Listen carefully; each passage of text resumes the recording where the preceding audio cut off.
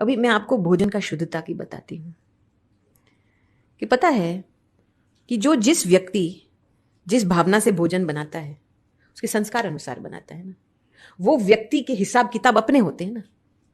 वो पूरी इंफॉर्मेशन, एक व्यक्ति एक इंफॉर्मेशन चैनल है, उसकी पूरी एक दुनिया है, उसके संस्कार, उसके हिसाब किताब।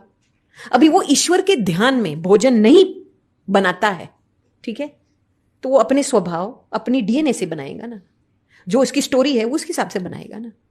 वो आप खाएंगे, आप समझ लो आप थोड़ा सा इसका हिसाब किताब खा रहे हो, आपको चुप तो करना पड़ेगा। समझ में आई? बाबा क्यों कहते हैं हर चीज बाप की याद से लेकर के करो, क्योंकि जब बाबा को याद करते हैं तो हम उस कर्म के हिसाब किताब चुकतू करने का फ्लो को ऊपर दे देते हैं। उस याद में ही वो चुकतू होता है। फिर हम जो कार्य करेंगे वो औरों के भला के लिए कार्य होगा, किसी को नुकसान नहीं पहुंचेगा। बिना याद से आप कुछ कर्म करेंगे, आप अपने कर्म बंधन रिसाइकल कर रहे हैं, औरों को दुख पहुंचेगा। समझ में आई ये बात?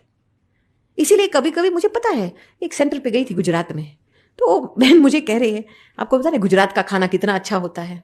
तो कई स्टूडेंट ऐसे बोलते अरे बहन जी गोलगप्पे है ना, यहाँ से ले ना, वेजिटेरियन है ना, हम मांस तो नहीं खाते हैं ना। मैंने बोला आप मांस नहीं खाते हैं, वेजिटेरियन भल खाना खाते हैं, लेकिन जिस व्यक्ति ने बनाया है उसका हिसाब किताब भी खा रहे हो आप। आपको नेक्स्ट डे चुप तो करना पड़ेगा। इधर थोड़ी डल बुद्धि बन जाएंगी, थोड़े चक्कर आ जाएंगे, कुछ तरीके से तो वो हिसाब किताब चुप तो करना पड़ेगा। इसीलिए बाबा ऑलवेज कहते हैं जो सब्जी फ्रूट जो भी आता है बाबा पहले भोग लगाओ। भोग लगाने से उसकी जो हिस्ट्री है बंद हो जाती है। समझ में? जिस तरीके से उस सब्जियों की बिजनेस हुई, कुछ भी भोग लगाने से वो पूरी कर्म के हिसाब किताब जो अटैच्ड है, जो स्टोरी इसके साथ संबंधित है, वो खत्म हो जाती है।